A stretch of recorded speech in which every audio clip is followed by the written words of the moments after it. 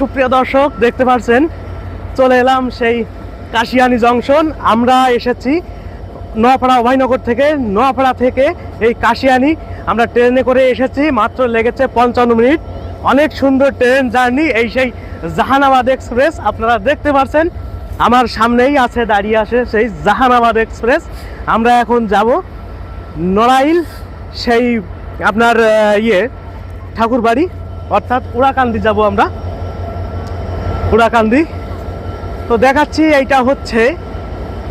এইটা হচ্ছে কাশিয়ানী জংশন। আমি আবারও বলছি কাশিয়ানী জংশন, আর এইটা জাহানাবাদ এক্সপ্রেস।